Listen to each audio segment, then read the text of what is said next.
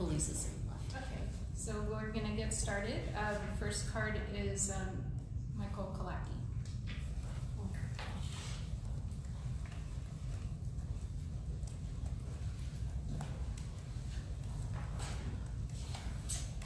Thank you all very much. I am a father that has 2 kids in our district, and I moved to this community as an investment in their education, and I see the bond issue as a very serious and very important and crucial issue of investment in education and the future of our children and the future of our community. So I did have the opportunity to attend a couple of town hall meetings this week, and I was very impressed. I was impressed with the amount of research, the amount of perspectives, the turnout from the district, the entire board, the entire cabinet, finance experts, communication experts, all the different experts that needed to be able to give information to the community so that they could be well informed. So for that, thank you very much. Now, when I was at the town hall meeting, it really boiled down to 2 questions. What do we need and how do we do it? And those answers were given. The Facilities Advisory Committee definitely defined very well what was needed by our schools. There's a lot of work, there's a lot of repairs, and a lot of additions that are needed. So I really do encourage the community to learn the facts, not just get caught up in communicate, in ideas and complaints and positions, but really dig into the facts. Learn the research that has been given and available to the entire community. Every child in our district deserves the opportunity to have their potential found and achieved. That can only be achieved and only be secured when you have a proper learning environment. That is defined by school safety and security. It's defined by a comfortable learning environment, and it's defined by state-of-the-art facilities that support state-of-the-art programs. If we want our children to succeed, then we need to give them the opportunity and the environment to do that. So this bond would allow that to happen.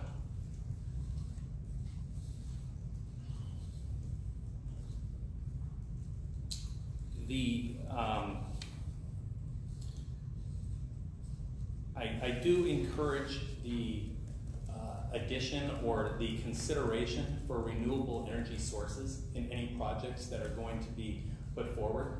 Not only would those have a responsibility or fill a responsibility to our community and the environment, but it also can significantly decrease overhead expenses, which can then allow money to be shifted from paying high energy bills to more teachers, smaller class sizes, more programs, and a better education for our children. So this is an opportunity for us to advance our children's future. We need to jump on it. We need to move on it. I've been very impressed by what the district has done so far, and I truly, and with as much energy as I can put forward, I encourage the board to immediately move this forward as fast as we can, get it on the March ballot, and give our community the opportunity to show how important our children's future is to them, and how important it is for us to have a voice as a community in how we can advance our children's opportunities and reach their potential. So March would allow us to do that sooner, which would then give, it would avoid us wasting time. The longer we wait, then more children move through our district, and they have missed that opportunity. So please move it forward. Please be aggressive. Please allow our community to voice how important it is for us to have a voice in our children's future and a proper learning environment. Thank you very much. Thank you.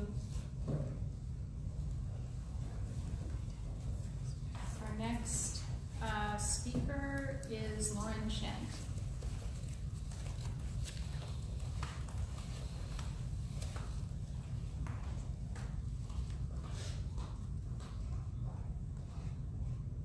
Good evening. I'm speaking tonight on behalf of Dr. Michiko Lee. She couldn't be here, so she sent me a letter that she asked me to read on her behalf.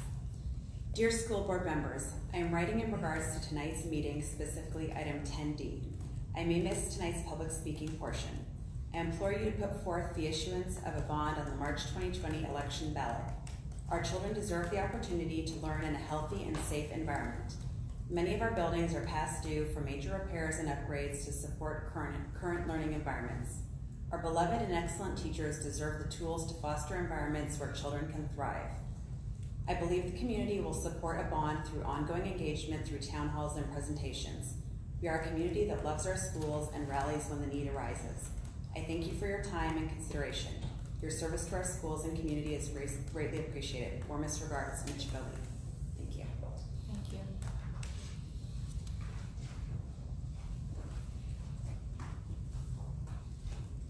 The third speaker is Christina Pink.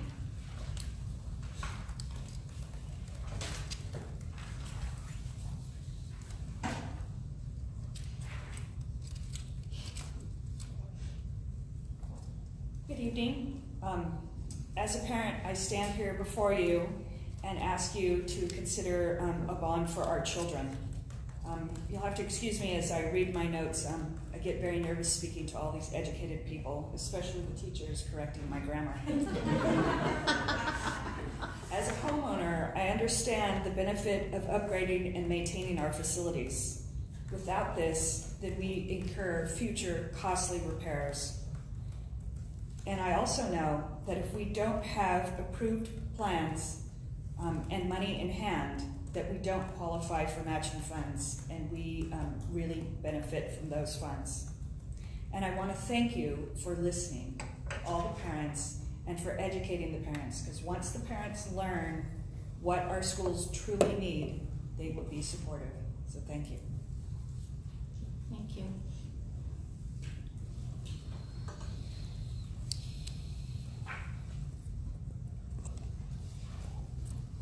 Okay, our fourth speaker is Steve Summers. I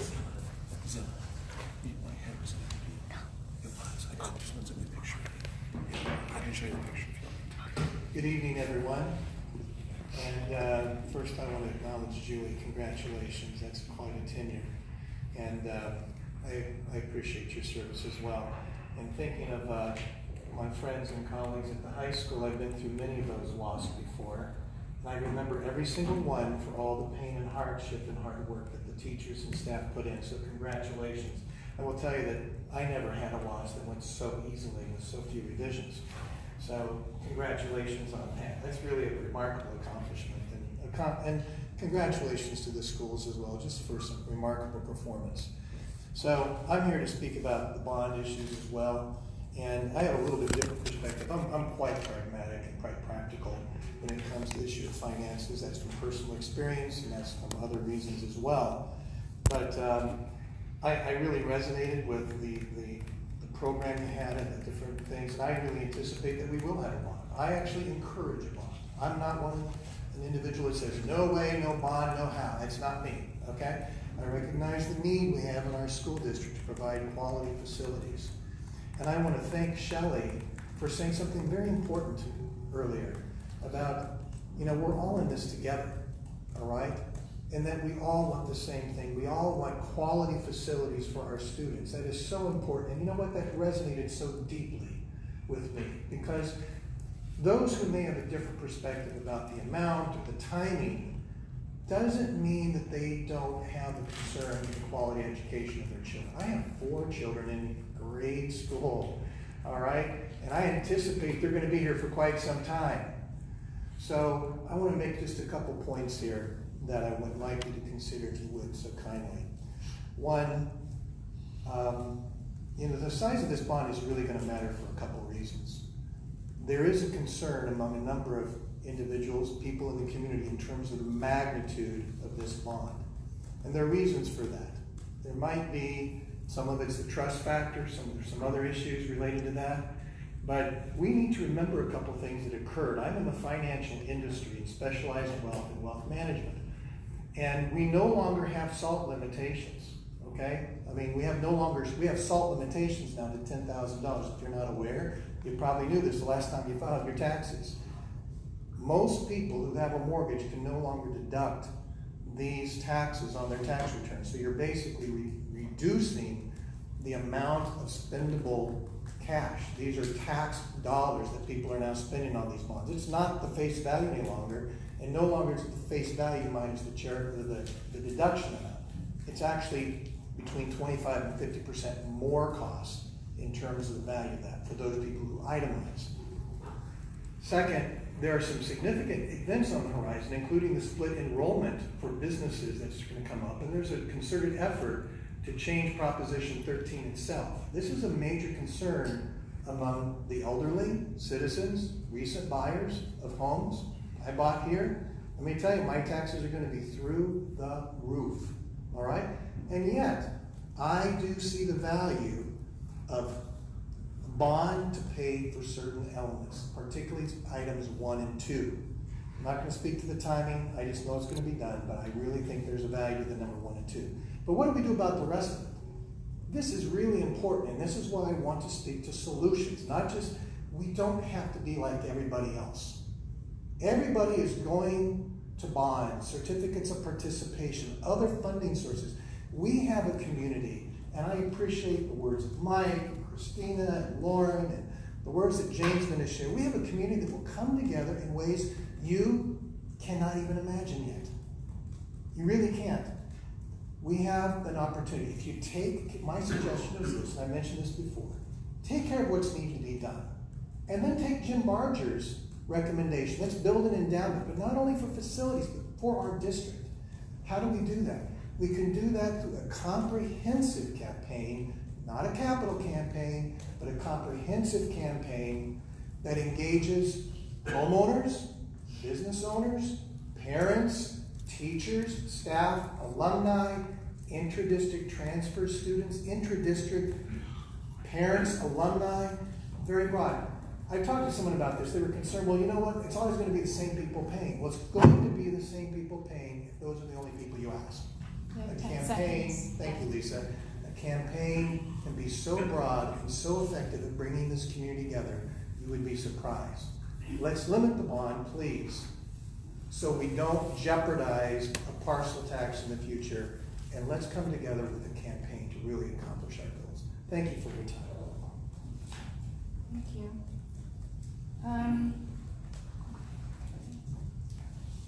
Our fifth card is Joe Lynn. Thank you very much for your time and all your efforts. I have been closely watching and monitoring this very topic for, since it came up, some time ago. Some of you may know, maybe Corey, you don't. Dr. Wilson, I may have mentioned it to you last night, but I do this for a living. So in full transparency and disclosure, I'm with Zions Bank Corporation, and we do bond underwritings for school districts, and I've seen my number and my share. And so my specific role is credit risk management.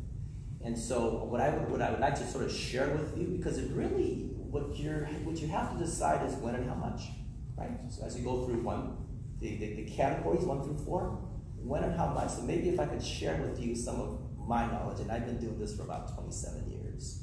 So you need to, as you think through this very diligently and carefully, financial prudence should be your underlying thesis. Financial prudence.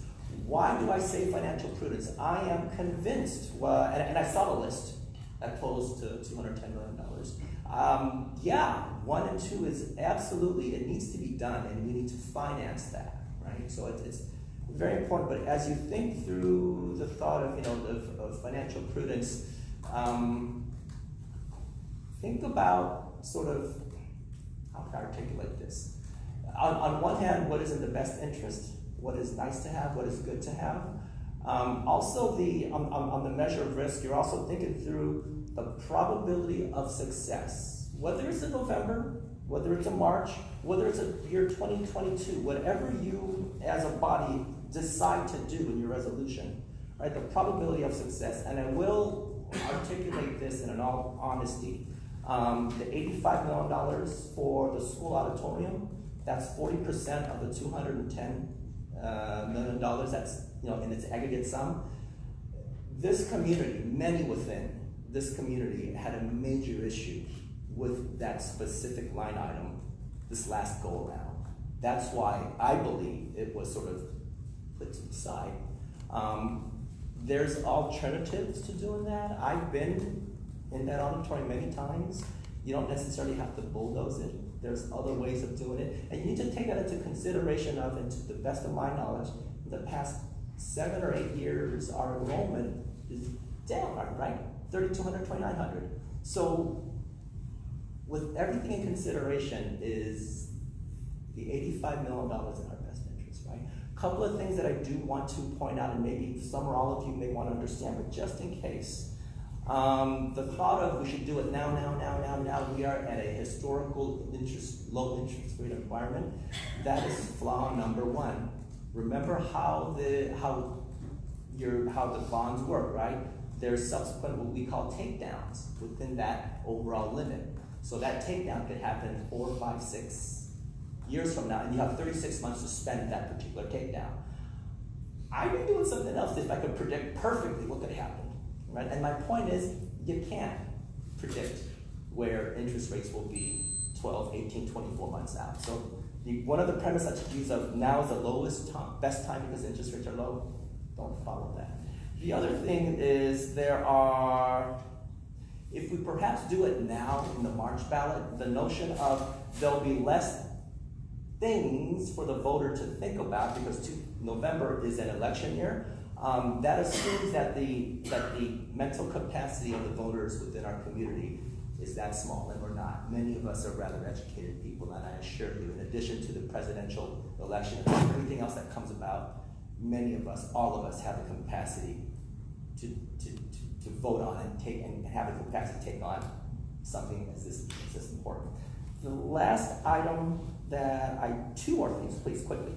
The next is the notion of, hey, albeit that our current debt obligation matures at the end of 2025, I believe, and whatever we take on will come along in 2026. So therefore, your property taxes payments will not really change. So whether we amortize that debt over a 20-year period and we do $130 million raise, or perhaps the full $210 million and we amortize it over 33 years, that mathematically is true. But that's like me saying I could afford and part of my embellishment, I could afford a Toyota Camry, but if I amortize my Ferrari payments over 70 years, I can get that car.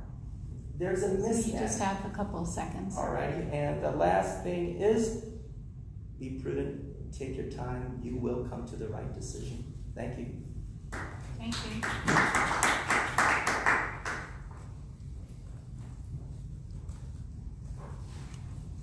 And our last card is Jane Chong.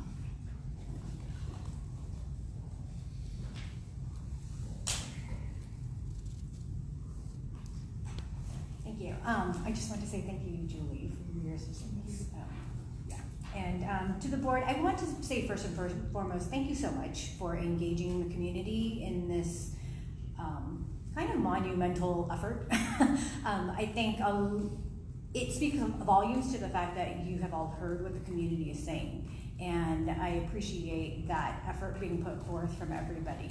I also especially want to thank Dr. Wilson, who has jumped into everything with more than just 2 feet. And he has been coming out and engaging in authentic conversations with the community, which feedback that I've gotten has been that everybody really appreciates that. And I think that speaks volumes to being able to move forward in a process where trust is being rebuilt. And I look forward to the opportunity to continue in that. I wanted to say something a little bit sentimental here. So my twin sons are seniors this year, and we're at the end of the road now. I have twins, and they're very interested in different things. So in our search for colleges, I've literally visited over 30 college campuses across the country. I've toured public schools, private schools, California schools, Midwestern schools, East Coast schools, liberal arts, STEM, all-inclusive state schools, everything. And the reputation and programs are what drew me to make appointments to visit those schools in the first place. But once I got there, the shiny new buildings and the air conditioning impressed us. That was actually the only question my son asked every time we went anywhere: are the dorms air conditioned? And on the other side of that, when there was crumbling paint on the walls and there was a stuffy room we were sitting in, it was disappointing. And the new biomedical research clean room at University of Chicago, the state-of-the-art technology in the auditorium at Northwestern, the view of the glass library walls at Loyola University Chicago, they were incredibly impressive. And then we went to other schools like Rensselaer, which is, albeit literally the #1 well-regarded STEM school on the East Coast. We got there, they couldn't make enough key copies for us to be there, so they had to prop the door open with a rock. Not even kidding. My son took that Rensselaer school and he crossed it right off his list. He said, I'm not going here. They clearly don't care about the students because they can't bother to make more key cards for their student tour guides. That speaks volumes to the connections between what a school says they're committed to doing on behalf of their students and then what they're actually doing for their students. So I think a lot of criticism around the school district has been, why do we need new facilities? Our schools are top performing, we don't need anything else. Well, if we want to continue to stay highly regarded by this community, then we do need to spend money. It's when you sell your house, you don't sell your house with paint fading off the walls unless you want a bargain basement offer. You spruce it up, you stage it, you spend thousands of dollars to be able to get that higher offer. And let's be honest here, we're in competition with Poly, we're in competition with Sequoia, we're in competition with Arcadia Unified. Poly has a brand new building with amazing underground parking. Sequoia just built an entire brand new high school, oddly off above the 110 exit. Arcadia has a state-of-the-art performing arts center that they actually put on programs that are held by the entire city. This is our competition. So I would be naive and I would be putting my head in the sand to say that we just have to keep doing what we're doing.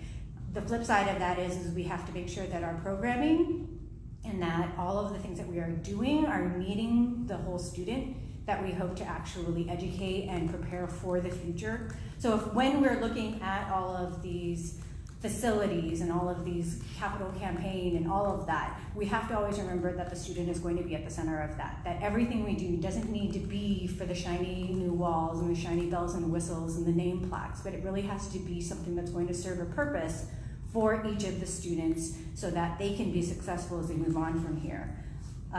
One last thing though I also wanted to say was I do echo a lot of the comments spoken tonight about being cautious as we move forward, being considerate and sensitive to the community's financial concerns, being aware of the fact that we do have a lowering enrollment, which may or may not continue in the wake of a recession. Honestly, people are at private schools right now because they can afford it. When they can't afford it anymore, they will come back. It's a reality. 10 seconds. So I just want to thank all of you.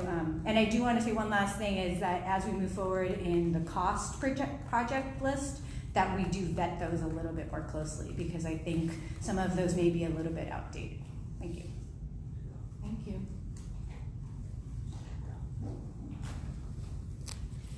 Okay, so we are now closing public comment and it's time for the board to make their comments and did you miss something? Well, no, I mean, I guess my question is, what are we trying to accomplish here? Are we trying to discuss our feelings on this? Are we trying to hone in on one of Dr. Wilson's recommendations as far as Yes, I believe Dr. Wilson is asking for direction from the board because at the next board meeting, which is the last date that we can make a decision, I believe that we need to, or staff needs to come back with a resolution that has filled in numbers And so what I understood I heard from bond counsel is those numbers can be filled in, and then during our board meeting on the 12th, if the board wanted to, we could make changes to those numbers at that time and then approve that as our bond resolution.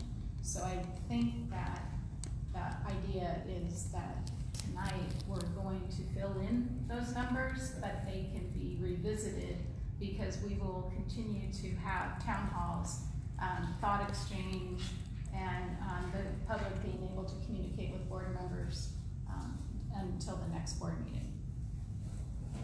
So.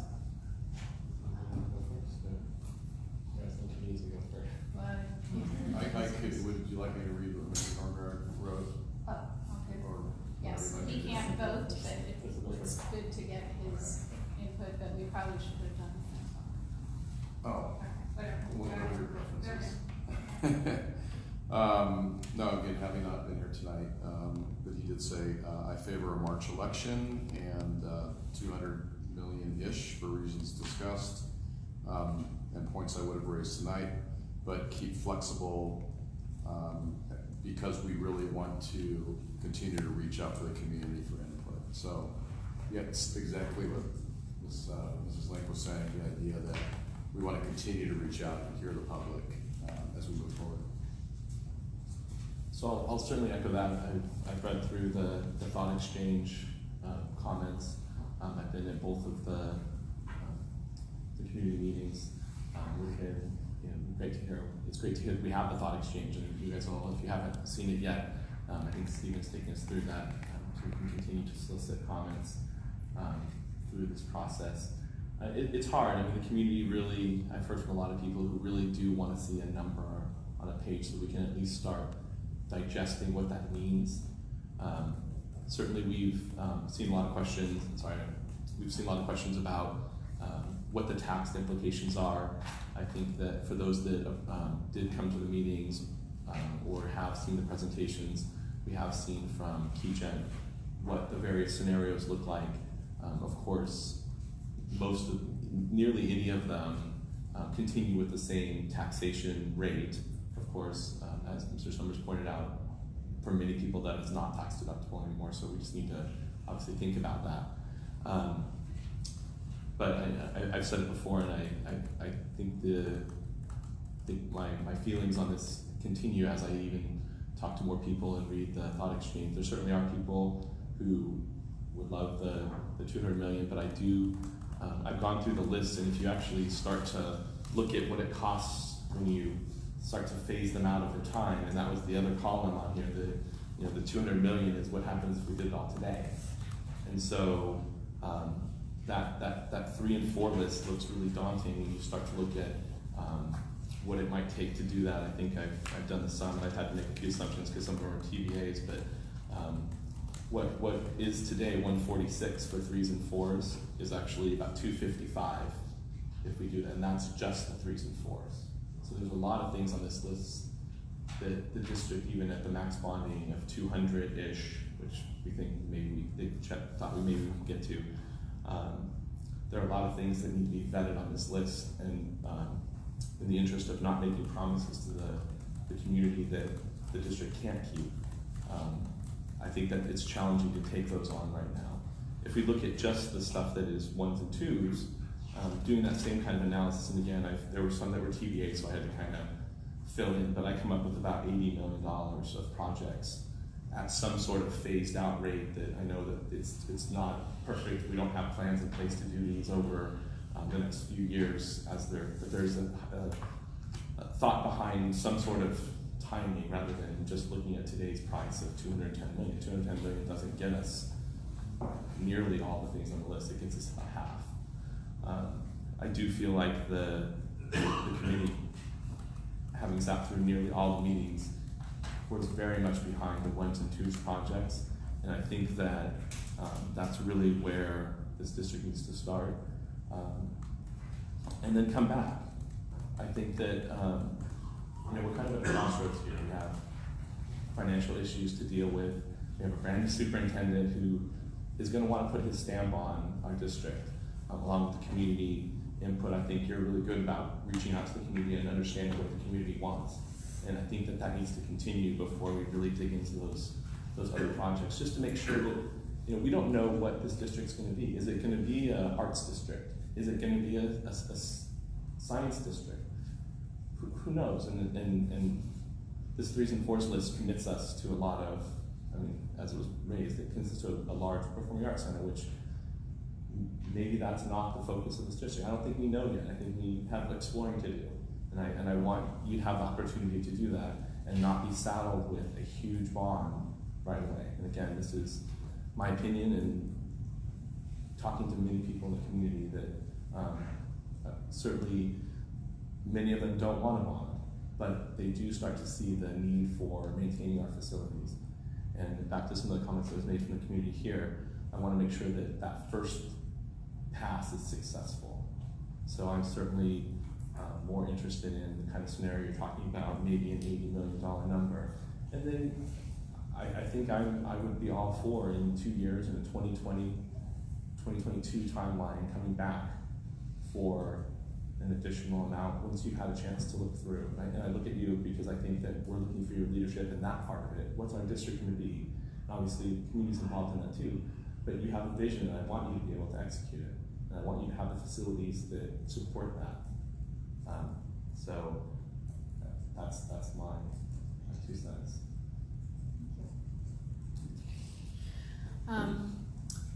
Dr. Wilson, I would really like to see a harder look at the numbers. I so appreciate the facilities committee's look at it, but what I heard over and over and over from Jeannie, and you know, correct me if I'm wrong, and the committee, was that we needed to take a different look at the dollar amounts, whether it's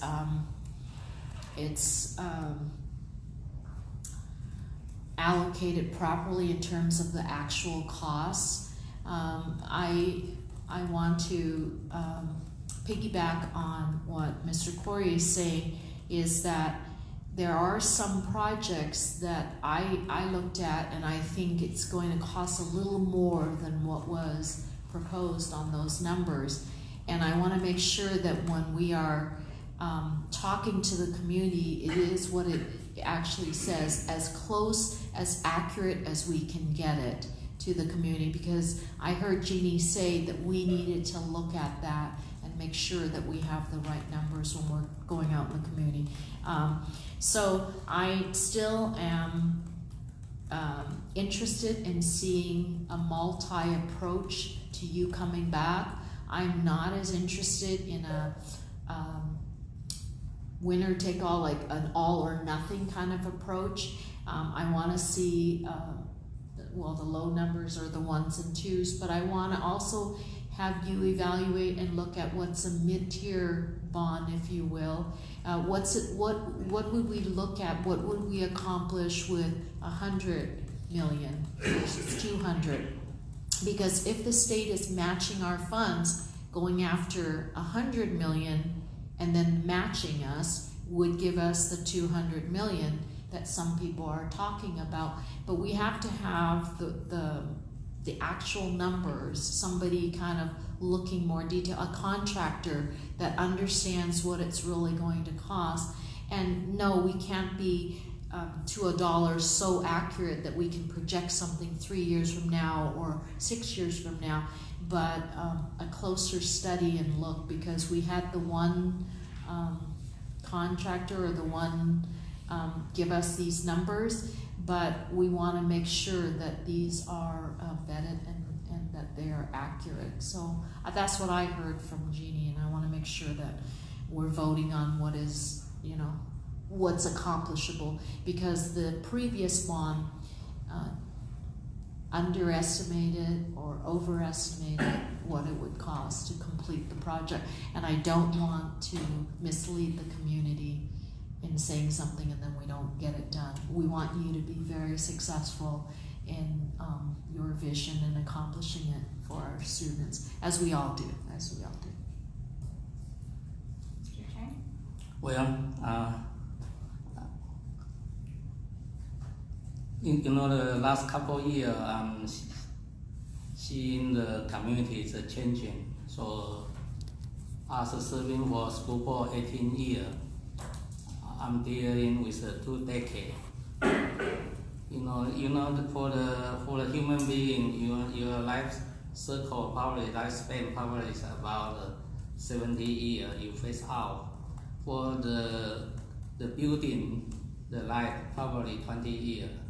Then you need to change the air condition. You need to change the IT system. I'm proud I've been serving for non-for-profit organization, several very big organization. I participate a lot of the construction project. Recently, there's one is about 30 million for medical research building.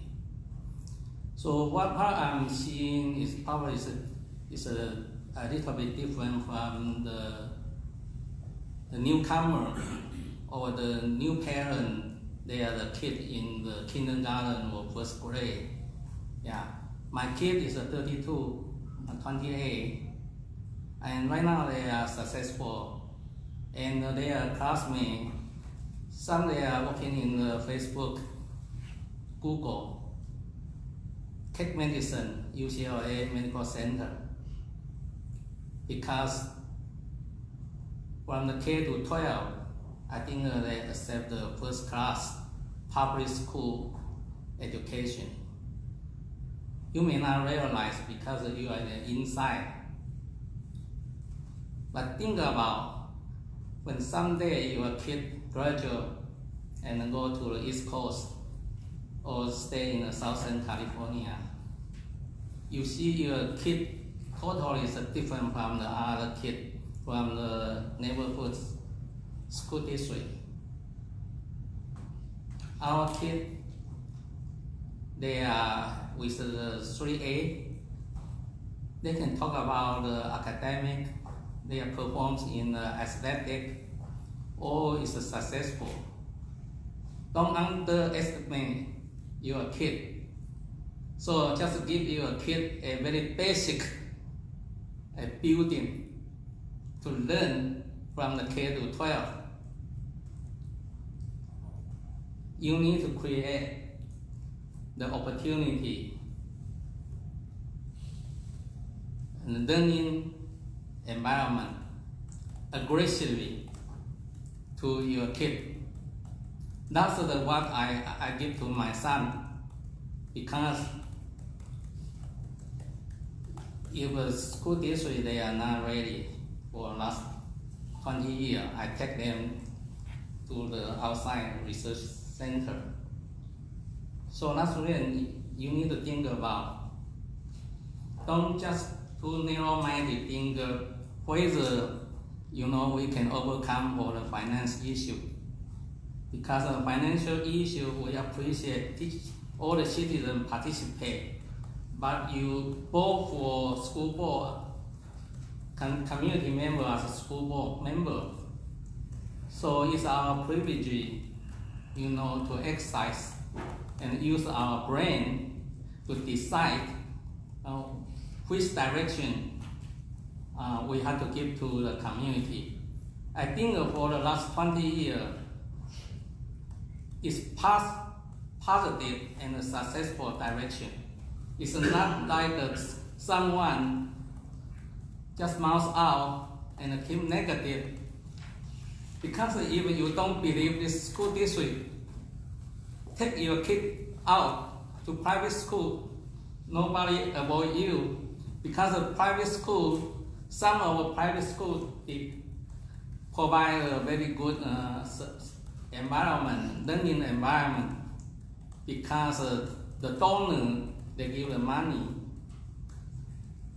Think about the public school system, financial system, revenue, resource. You don't really have a choice. Because we are the K to 12, we are not a Harvard or just I'm working in the Caltech associate. So someone just give 700 million. So they can do in for the first grade brain center. Think about the next year when they open, they will build the Harvard University for neuroscience. In this community, we have a lot of different professional person. So when you treat your kid, don't underestimate your kid's ability. The only thing you have to give them a chance. When you give them a chance, you need to provide a aggressive state of art, the learning environment. Just like Ginny mentioned about right now medical school anatomy, they no longer see in the body because they are virtual reality. Yeah. When the Kaiser funding team 2 years ago, they trying to build up the Kaiser Medical School in the Pasadena. I did listen. She said that she want to bring a virtual reality the program. So it means that not changing everything, changing everything. So if you participate for the bond issue to consider for what the project we can do, you really need to be more aggressive, go to the positive direction. Okay, if you think spend more money and we are bankruptcy someday, you are not right. Think about, in healthcare, last 20 years, they have more than 3 times the hospital, but some of the hospital already closed, phased out. Right now, only the Huntington Hospital, Hook in the Orange County, Cape Medicine, UCLA. Why? Because the rest of the hospital, they did not improve their facility. So then end up, the patient choose not to go. So tonight, as the school board member, we just perform our duty. So I think each of us, we have our own consideration. But for me, I want to say that we have to be aggressive if we have a chance. Just share with you, I experienced for the last bond, that's already 20 years ago. You have to understand, through that process, each bond you issue, it takes about 5 years. So if we are we have a small bond, and then we are going to have a second time. I don't want to see the superintendent every day just working for the process for the issue of bond. What he need to do once we finish the bond issue, go to the election, let the citizen vote. He has another thing that he has to do: improve the curriculum and give the right direction. If our citizens just every day just working for a bond issue, I think the 10 years from now to 10 years, what superintendent and his cabinet they can do, even when changing the CFO, still the same, then they will have a lot of learning curve. So I hope our board member, we need to make the consideration seriously. Yeah. So do you have a recommendation on the amount? My recommendation not exceed to the 200 million. Yeah. And what about the timing? I mean, election will be the March 2020. I don't have a kid, the people can attack me. It's okay, but I'm the one I will live in the Marino until I die. I want to see my community successful. I want my 2 kids, when they have a kid, they choose to come back, not go to the La Canada or the South Pasadena because they already have a bond there. They improve their facility. Just think about if you are the parent in the K to 5, think about in the future, yeah. Don't be too excited, to make your comment because you never experienced to the life for your kid in the high school. You never experienced what happened after high school. They go to the college. High school is very important, very important. Each time I stay in our auditorium high school, especially the summer, I already do the 2 times. I measure the temperature.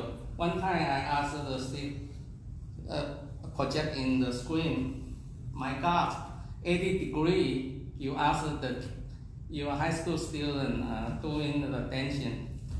I'm in the medical, so that's the reason I need to borrow yes for the city, the safety, the parcel because I want to have an ambulance. Each time they stay in the outside of the high school campus. So just think more, yeah. Don't be very narrow-minded. You think because we already experienced from the K to 12 and to the college, to the graduate school, medical school, we know what we need to do. Thank you. To me, there's no doubt in my mind that we need to move forward with a bond. Our facilities needs are not going to go away, and it's very unlikely the state is going to be sending us lots of money our way to fix all our problems. So, and this board has considered this issue. I counted up, we've had at least 15 different presentations on our facilities needs since January of 2016. So for the sake of our students, I think it's time that we take action and that we move forward. And I'm well aware that this is a big deal for our community, so I do not take that lightly. But I think that there are costs involved in living in a community like San Marino. When my husband and I moved to San Marino almost 30 years ago, we knew we were paying extra to live here. We could have bought a larger house somewhere else. But we wanted to send our children to outstanding public schools. We wanted them to feel part of a small and supportive community that values education and values family. We wanted them to be part of schools that were consistently high performing with very good quality teachers. So over the years, we've been asked, like everybody else, to pay parcel taxes and pay for school construction bonds. And of course, we would have preferred to use that money for something else.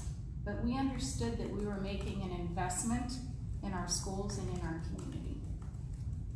We also wanted to protect our investment in our home. So my children are gone, they're out of the home, they've graduated from San Marino schools. They're most likely not going to be returning to live here permanently. Someone could argue that it's actually against my personal interest to vote for a bond. But I'm an elected official, and my responsibility is to think about what is best for the students in this school district.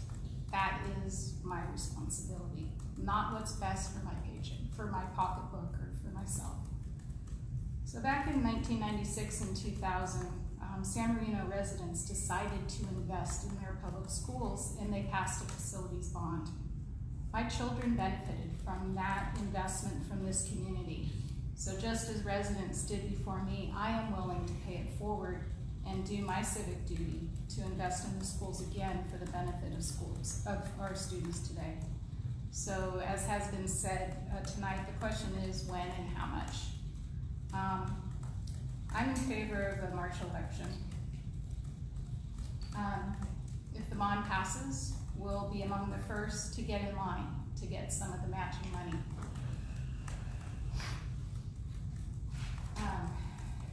We can start addressing major facilities needs before our needs get worse and start costing more. We can take advantage of those low interest rates even if you think that's not an issue. And if we're not successful, we can try again in November. Because I think that our community does really care about our facilities, about our schools, including our facilities. Yeah, it would be nice to have more time to think about this, but we have been thinking about this for a long time. We're not just starting right now. We did talk to the community back in 2016. There was a survey. That survey was positive. There was support for a bond back then, especially if there was not an increase in the tax that was being paid. We did consider a bond resolution in early 2018, and we decided to hold off for several reasons. One of which was that we learned that if we held off for 2 years, which is where we are today, that we could take advantage of a bond anticipation note and not increase the current tax that's being paid, but just extend it. And the community wanted to be more involved in the process, and we heard the community, and we have engaged the community in this process. But what we're doing now, it's not over. The education doesn't stop. And whatever amount we go out for, we need to continue to educate and get input. And even if we have a large project list, does not mean that everything that's on that list is actually going to be done, but it gives us the options to do those kinds of projects. And that can provide flexibility, like Mr. Barber was talking about. So for the amount, I think that there are a lot of pros for going for a large amount. I understand there's people in the community who are against that, but I also know that there are people who are in favor of that. The FAC was presented with, I think Jeannie said about 200 projects, and they spent a lot of time going through each of those projects and deciding what they thought were important, and they whittled that down to 97 projects. So it's not like the project list is just, throw everything in there and hey, it'd be great if it could get done. All those projects were considered by the FAC. They assigned priorities, but I think that all of them were considered legitimate projects. I trust that the FAC took their job seriously. I know there's a lot of very intelligent, professional people on that committee, so I trust their recommendation. So Dr. Wilson identified some pros and cons. Some others resonate. Not only does this district need to address major internal structural issues like plumbing and air conditioning, but it also needs to consider innovative learning spaces for students in this changing world. If we go for a smaller bond amount, we'll only be focusing on those internal structural issues, and we will not be addressing the larger issues of how to have facilities that provide the best educational opportunities for our students. Our students deserve the best educational facilities. If we pass a larger bond amount, there will be a greater amount available in the first phase of selling bonds. So not only will we be able to borrow money at low rates, but we'll be able to get in line with the DSA sooner and be able to address critical projects sooner.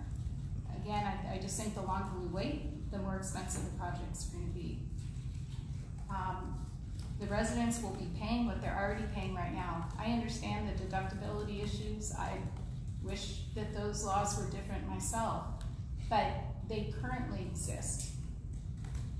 Everyone is currently paying this tax rate on their bills, and they're either being able to deduct it or not, but that's the same situation. We're not changing that situation. What we're doing is extending it over a period of time. But also we need to remember that as awful as taxes are, these taxes are going to stay here. Unlike the rest of our property taxes, which go to Sacramento and get divvied up everywhere else, and these ones are going to go here, and they're actually going to have an impact in this community. And I know a con is that the bond may not pass if we have a high number. Yeah, it's possible San Marino will decide that they don't want a large bond measure. But I personally believe that this board has a responsibility to put that question before the community and let the community decide. I have faith that the majority of San Marino residents recognize that the quality of our public schools is an essential part of our identity and our culture, and that investment in our schools will bring high dividends in many ways. So, with that long statement. By the way, I want to say one more sentence. You know, I support what I already say, but it's under condition. You know, we are paid the same the current tax amount. That's only the request. Yeah. So I'm not trying to increase all the cities and the tax. But you know, as we already asked for our consultant to give us the portfolio for about 35 years. So actually, this will be not really the big surprise to the community. And also, you know, some of the residents, once their kids finish the high school, they sell the house.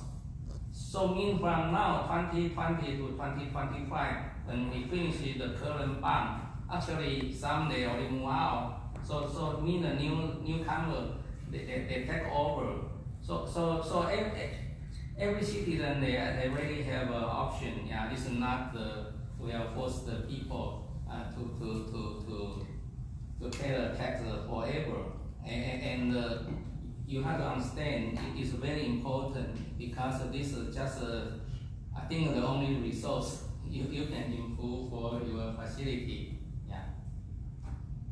Also, if I may, real quick. I mean, I'm still trying to wrap my head around bonds and deductibles and taxes and all that, so I can't really speak to that. But what I can speak to is freshman year I attended Mayfield Senior School.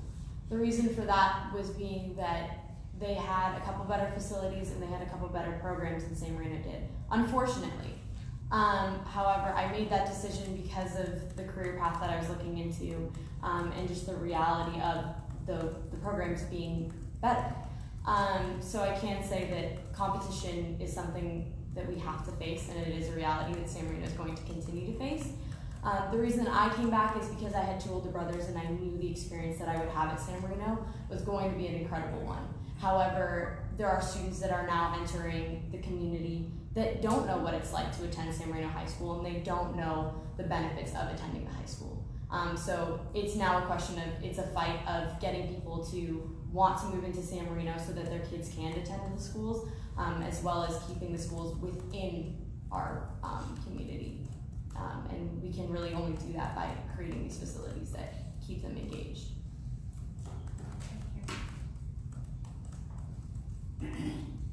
So, Corey, I'm not sure, did we get from you the timing suggestion?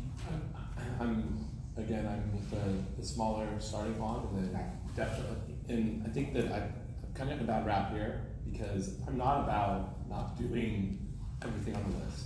I'm about making sure that we have the money to do the things that are most urgent, and then looking at the list and ensuring that the projects that rise to the top, no bond is going to be able to pay for all of this.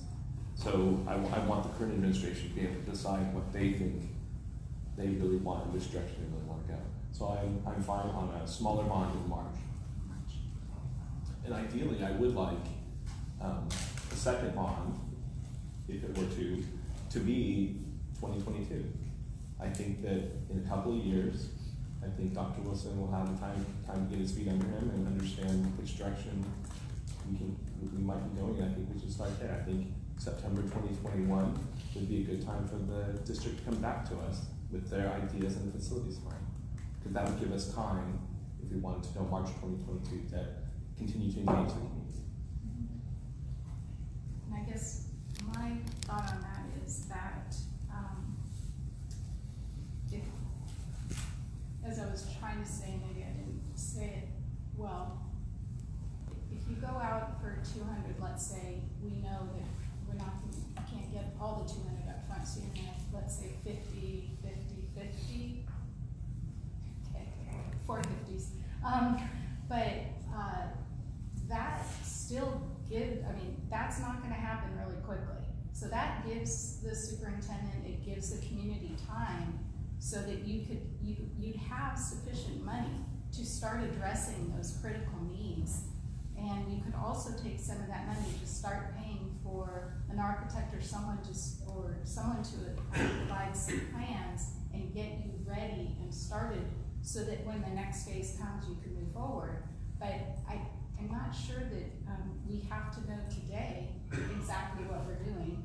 And having 200 doesn't mean that it's all committed today and we can't ever change our minds on what we do. I fully understand that. I'm trying to get a bond that will pass. And I think that there are real challenges to a 200 number. And I think that I'd like to start, this is my review, and I think we need to start smaller to ensure that I think a $60 to $80 million bond will pass. I think there's plenty of support in the community for that. I think that there's plenty of support from the facilities committee for that. I'm not sure there's the support for 200 million. So, yeah, I obviously we just in the difference in our ages maybe have different groups of people that we talk to, and so some of the people I talk to are supportive of that, and so I don't want to. I guess that's why I come back to. Should we be making that decision to not seek a larger amount? We don't know what's going to happen in 2 years, and will the community say, no, we already gave you money, we're tired, we don't want to give it to you anymore? I don't know what happens about not being able to finish projects that you start. I mean, so it concerns me. And anyone else have any thoughts?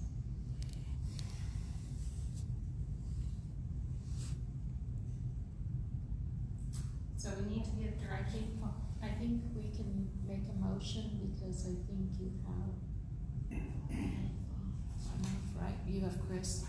No, Chris isn't here, so. Oh, I thought he sent his vote. Yeah, but he can't technically vote. So it's just from the 4 of us. Yeah, and it can always change, and so my viewpoint again is, I think, why not put out the 200 or whatever it is, and the community has time to give us their opinion about that number, and we'll hear from the community, whether it's via email, meeting, thought exchange, town hall, talking to us, and we'll have a sense about how does that number resonate, and see what they have to say. We can always change the number on the 12th, and if we get feedback that it's not going to happen, I want this to be successful. So, I'm not going to convince me for 200, so I'm going to know if the motion's good. but I'm just throwing it out there. I would argue, I make the same argument the other way. We put out a smaller bond, and the community comes back and says, no, we really want a larger bond, we can change it that way too. So, Psychologically, I think it's a little. How about I make a motion right now? Yeah. Okay, I would like to make a motion to do the election in March 2020, and the amount will not exceed to the 200 million.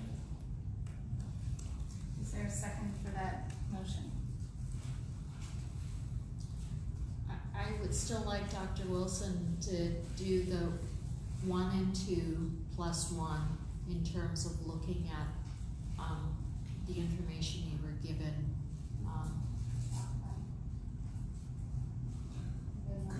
Could you clarify the 1 and 1 plus? I and 2. One, plus 1. So 1 and 2 are the items that the facilities committee recommended, that those are our priorities, those are absolutely necessary. I want you to look at the items and maybe take a closer look at the numbers. and also come back with a +1, like what are some things that you wanna add to that?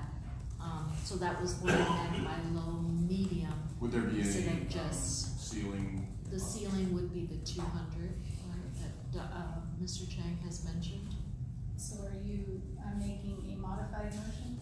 yes. So you're, I would like to hear, more than the one proposal for the, well, so Joseph had recommended a March election in 2020, not to exceed 200 million, and are you saying that you agree with that March 2020 not to exceed 200 million, however you would like to have Dr. Wilson provide more information on the costs?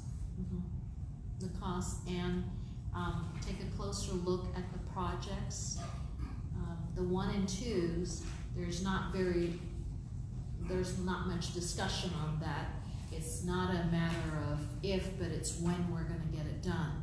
But not everything in numbers 3 and 4 is a must-have on this So particular. just to drill down a little bit on that, Absolutely. and this kind of recognizes a little bit what Mr. Marino was talking about.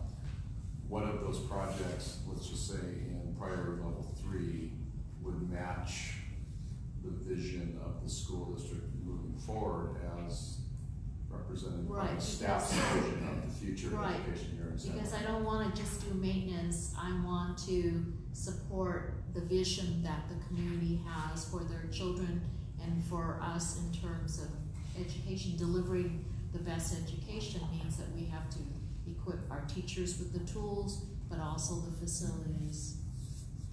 So, And I do think there are some projects that appear in level 3, or priority area 3, that probably had a higher, and just Jim nodding a little help, so, probably had a little more of a strong consensus at the FAC level, that these are very important to us, moving forward, so I think the staff could work, towards drilling down on what those might be.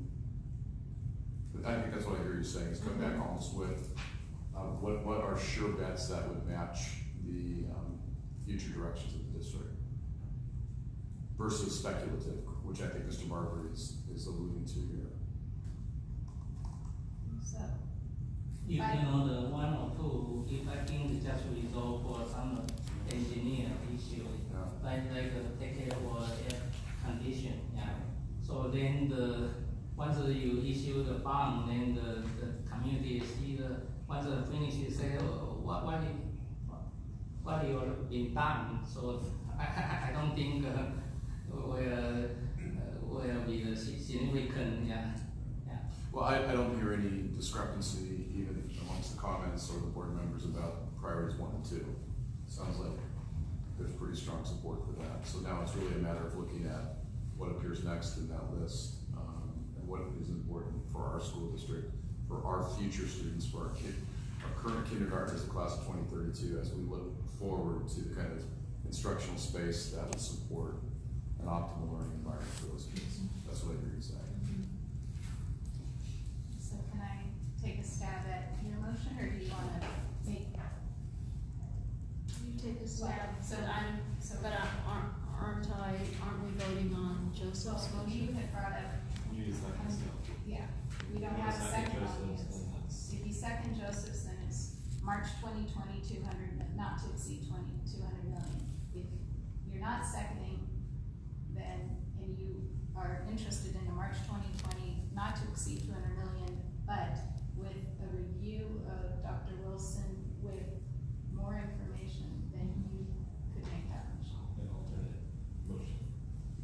Okay, so my okay, I know you guys are feeding me what I'm supposed to, okay, so I am making an alternate motion. Motion. Okay, I'm making, It's never got seconded. oh, okay, you can second it, no, okay. I would like to make a motion, to have the bond in March, not to exceed 200 million, with the addition that we bring back, an additional, You're asking for, additional, Like a tighter list. tighter list, a breakdown, a look at the numbers, if you will, of the items being proposed for the bond. Okay, is there a second for that motion? Yes. It's staff hanging out at this point for a moment. Is that possible? I just like to check with my staff to see if there's any clarifying questions. Did you have anything? Did you understand? I understand. Okay. Great, just want to make sure, in case I'm missing something here. Yes. So we have a second for this motion. All in favor, or any more discussion? Okay. All in favor, say aye. Aye. Any opposed? No. And, student board member vote. Aye. Thank you. Okay. So, we got that.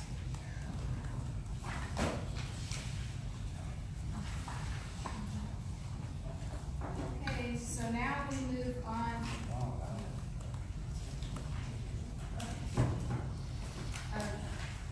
We're gonna move on to 10E, which is an overview of thought exchange as a community engagement tool. Dr. Good evening, President, Link, members of the board, Student Board Member Davis, Dr. Wilson, and executive team. It's my pleasure to present an overview of Thought Exchange. Thought Exchange is our new online engagement platform that will be used by the district to get input and feedback from the community. And there's a video that I'd like to play. I know many of you have seen the video, but in the spirit of Lencioni and over-communicating clarity, I believe the video does a very good job of explaining the why for using Thought Exchange. So I'm going to go ahead and play this brief video. When there are tough decisions to be made, many people feel they don't have a voice. We've all got our opinions, and we all need to be heard, but if everyone's talking, it's hard to hear anything. That's where Thought Exchange comes in.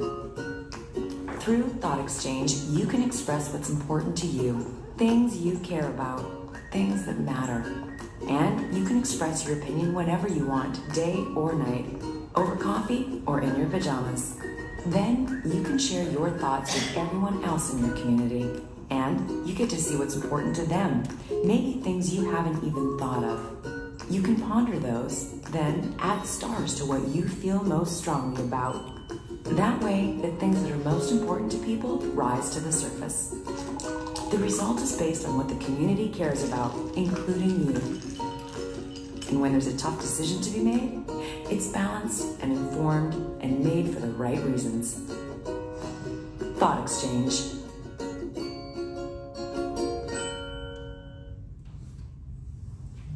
So the way Thought Exchange works is basically a three-step process. It involves sharing, starring, and discovering. I'm going to go over these three steps and then highlight some of the features and then conclude with an update on how we are doing with our current Thought Exchange. So to share, participants can share thoughts in 300 characters or less, and participants can share anonymously. Participants can access the Thought Exchange on any device, anytime, anywhere. And it's very simple. Simply visit our Thought Exchange page, and you will be linked to the Thought Exchange, and you'll be able to submit thoughts. The second step in the process is having the opportunity to take a look at what others have submitted, and having the opportunity to then star them or rate them. So through a 1 through 5 stars rating, 1 meaning strongly disagree and 5 strongly agree, you'll have the opportunity to review the thoughts of others. One thing I do want to highlight is that I've received some feedback from participants where they don't feel comfortable rating a particular thought. And that's where the participant has the opportunity to report a thought or to skip a thought. Now, reported thoughts are thoughts that perhaps are construed as rude or hurtful. There is also an opportunity to report thoughts and designate it as other. I do want to highlight the fact that the district does have a board policy on civility, And the way that it works is when we get reported thoughts from participants, we will evaluate the thoughts and determine whether or not these thoughts are either in violation or according to our civility policy. So that is a nice feature in terms of addressing reported thoughts. The third and final step for our participants is having the opportunity to discover, not just look at the thoughts of others, but to identify what are the hot topics. The thoughts are organized and ranked according to ratings. The participants will also have an opportunity to review all the thoughts that have been submitted, and then finally review how their thoughts compare to others in terms of identifying differences. And of course, the participants also have the ability to review their own thoughts and see how others have rated their thoughts. All that is under the Discover tab as part of the thought exchange. Now, another feature within Thought Exchange are leader comments. And this is the opportunity for the district leaders to provide feedback on a thought. Now, these comments may address a particular concern, or it could be an opportunity to correct perhaps misinformation, or an opportunity to provide more information. So this is a nice feature that the district will be utilizing to help clarify thoughts that really require an additional comment. And this is where that feature comes in terms of leader comments. This is really the most exciting part for me, which is the data analysis part. And having the data analysis tools in Thought Exchange would allow the district to understand the participants, take a look at the connections, not just between the participants, but between the ideas and thoughts that have been submitted. Thought Exchange provides a very powerful visualization tool that helps us identify differences and identify the common ground. The tools also allow the district to identify themes. And finally, create a report that we can share out.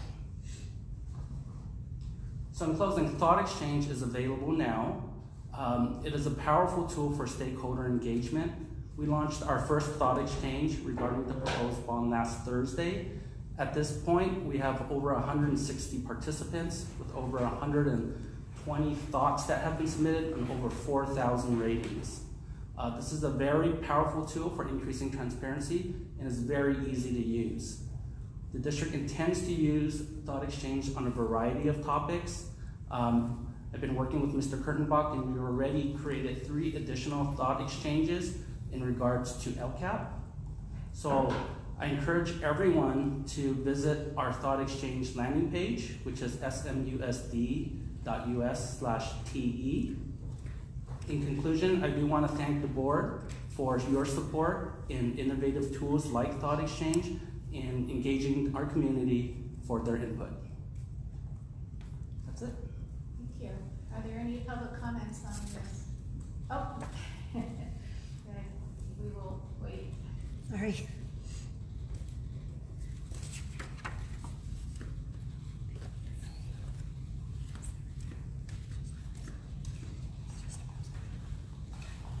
Thank you.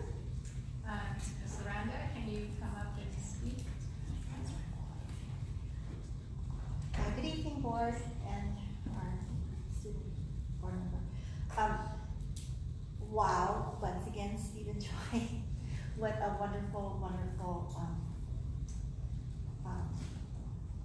it's late, my brain is already a tool. Thank you for that we have available for us. So I didn't have a copy of this presentation. If you wouldn't mind scrolling back to 2 more, I think. Rude or, okay, there we go. Reported thoughts, so rude or hurtful, other, and then we talk about civility. So I am not in favor of entertaining rude or hurtful or unproductive conversations, dialogue. I just wonder, how is that determined? Because, and this is not in any way, this is just an honest question, but how does one determine which voices we we consider shrill, or I'm just interested in that process, because sometimes maybe things are said not in the best way, but the spirit of an idea is what we should be open to, and I am not saying that we should entertain rude or hurtful or unproductive ideas. I'm just wondering how that happens. And then the second thing I'm wondering about is, we talk about stakeholder engagement. I would really love it if we could be more specific as to describing who the stakeholders are in specific, as they pertain to specific topics. So LCAP is community, and it includes teachers, and it includes those people who are engaged in the business that our district is engaged in. But for example, the bond, that's San Marino residents, right? That doesn't include teachers and their input, is that correct? Actually, it's open to anyone. Okay, so those questions have been posed to me, like, do we get to say what we think or feel? So if we could just have a little more clarity as to who the stakeholders are, I think that would be very helpful. And once again, thank you everyone for everything that you do. And your SMTA and your CSEA are in support. We're leaning in as we lean forward. And Julie, happy for you. Thank you. May I address a couple of things I I'll make it very quick. Letty, thank you for that, by the way. It's a very important, two really important questions there. And I'll just let you know that we will be, when somebody reports a thought as rude, we'll take a very close look at that, or uncivil. But I really want to emphasize, I'll speak on behalf of the staff, I think the board, we want everybody heard, right? So as much as possible, even if it smacks of childish or just rude, we're going to leave it there pretty much. It really will have to cross a threshold of, it's very subjective. I would tell you that if somebody walked into my office and used an epithet and called me a name, I would remind them of the civility clause, that that's not appropriate, respectful communication. We are finding on the thought exchange there are people who are using terms that probably wouldn't be socially acceptable in any of our living rooms, but that doesn't mean we shouldn't understand what they're thinking about. So as much as is possible, we're going to allow their voices to be heard. I hope that through this process we model civility, and I think that happened tonight. It was a beautiful evening, I think, and as we model that, hopefully that catches on. People also model that behavior for our students, because that's very important to me, that we have a civil dialogue, that we don't model the national dialogue that's out there, but that we model a San Marino dialogue that is respectful and sensitive and considerate. So that will be my statement. As much as possible, I want those thoughts to be there, unless they cross some pretty significant lines. Sorry. So, are there any other public comments? So, public comment is closed. Does the board have some comments, questions? I think the only comment I saw that was taken down was fairly defamatory, right? I mean, it was pretty harsh and not accurate at all. That one was probably okay to leave it. Yeah, well, my personal opinion is that everyone that we should not be censoring. It is an open tool, and therefore that means that children can go on. And so for me, if there were profanity or something that's inappropriate for children, that would be how I would look at it. But if everyone, they've already called us every name already, so if they want to, it's too bad. To me, it's a reflection on them. But anyway, I really would rather we not. I also am a little concerned about the leader comments. I think I would like to ask that we create a special page for, a bond facility, or facilities bond, and maybe create an FAQ, that provides the actual facts.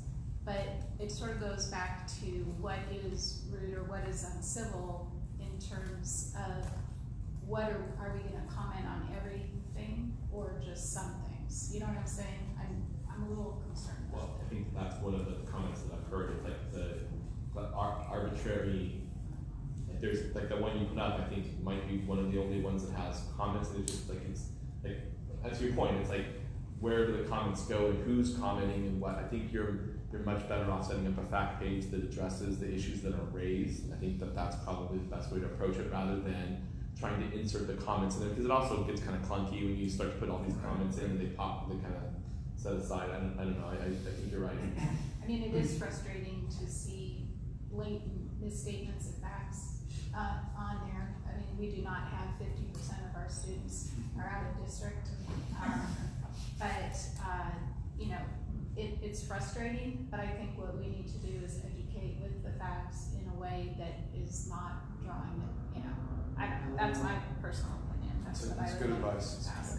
I do think in the true nature of what facts are supposed to be, it really should just be facts. It should not be commentary. Right? I think that's, people appreciate that when it is truly the facts rather than colored by somebody, the writer, or trying to achieve something. And then I don't know how to increase the participation. I know we've had the 2 town halls and you've been going to PTA meetings and whatever, but even 160 people when you have 12 to 13,000 residents is not a very large statistical sampling. Well, and in reality, I mean, I think it's something we should get the high school students involved in. I think that they are the users of these facilities, and their input as well. I think it should be something that that QR code, and they'll eat that. That QR code floats around school. I think and I think that it goes to the engagement of what we want this district to be. And I think the people that are in the using the facilities, and I mean, probably a little young to maybe middle school, but I mean, probably a little young for the elementary schools. But I think maybe the government teachers could have it in their class. Well, I've actually used the thought exchange with middle school students, and it actually can be very effective. 7th, 8th grade and up. Yeah. And thank you for that, by the way. Student voice is so important in this, and really everything we do. So I want to increase that. yeah, and I just don't think it's made it to that population. I mean, it's posted on I mean, how often do you ever go to the district's website or look at Facebook? I mean, that's where it's kind of floated around too. I mean, this is not, maybe it's something that the district social media could put out. I don't know, do you get any of that stuff? Yeah. I'm just trying to. On the spot. Do you get any of the district communications? So Grace, would that resonate with high school students to get out there? I definitely think that we could bring it up, and I think you would have, I think you would have to bring up the importance of this bond and what it means to this school district and its future, in order for students to get more involved with it. Because I think if you just hand them the QR code and say, fill this out, there's gonna be kids that are, why? Would students come to a town hall meeting if I came out at a lunch or a couple lunches? To learn more about that, you think? Or? You know, I think you would have some students that definitely really care, that would definitely take the time to go to a town hall meeting, but I cannot guarantee that you would have a great population. Sure. Unfortunately, but I do think you would have a It's sample. actually true with the adults as well.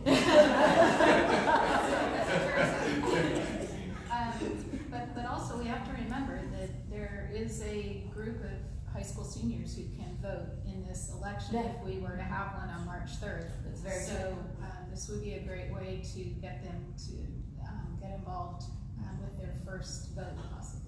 Definitely. And you and I can do it together. What do you think? If you want me there, I'll be there. All right.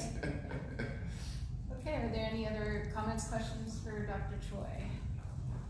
Okay, well, this was the discussion item only, so we will now move on to 11B. California School Dashboard Local Indicators, Mr. Kurtenbach. Thank you, President Williams, members of the board, executive team, and student member Davis.